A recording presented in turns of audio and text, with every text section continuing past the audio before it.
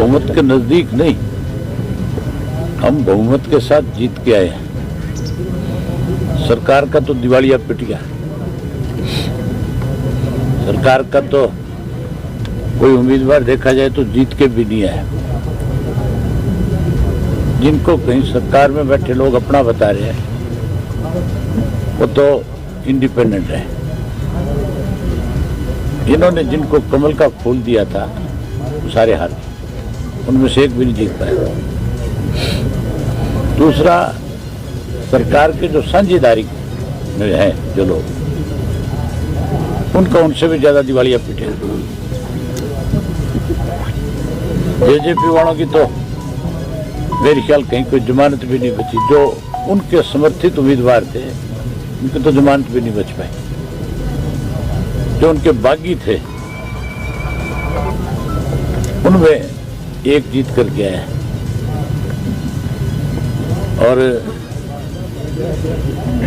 रही बात जो उनके समर्थन में रहा है, जो मिनिस्टर है चौधरी रणजीत सिंह,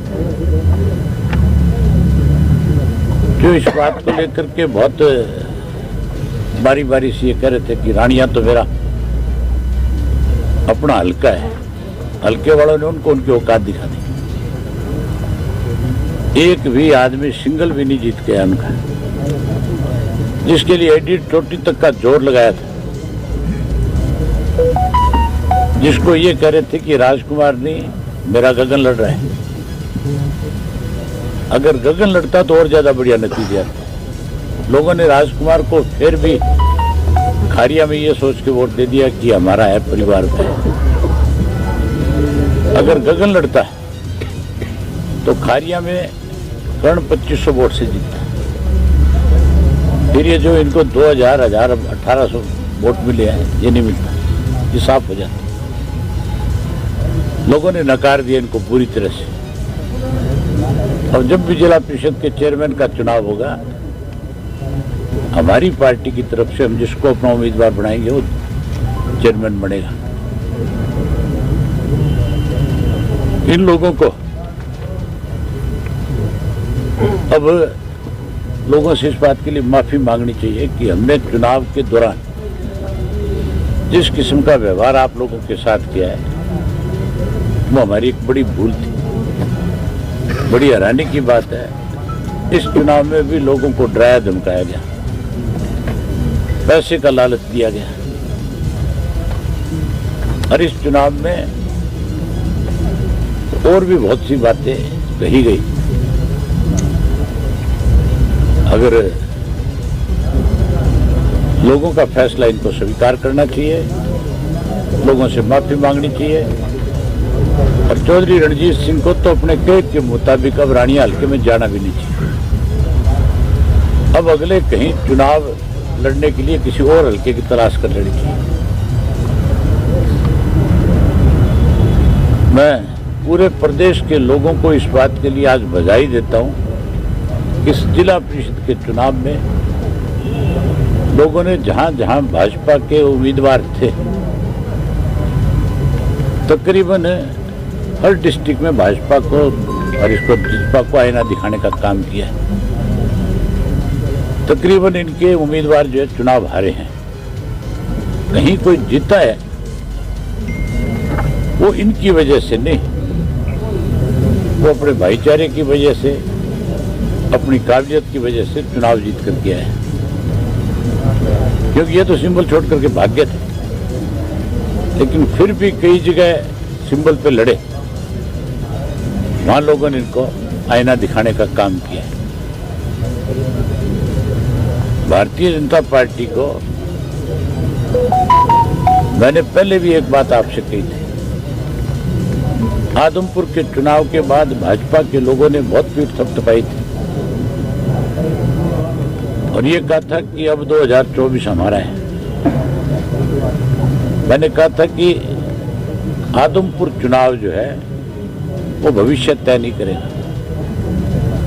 आदमपुर का चुनाव तो भजनलाल वर्सेस था, उस परिवार के खिलाफ था, और वहां तो लोगों ने वोट चौधरी भजनलाल के परिवार को देना था और उनके खिलाफ डालना। उस चुनाव का कोई प्रभाव हरियाणा की राजनीति पर नहीं।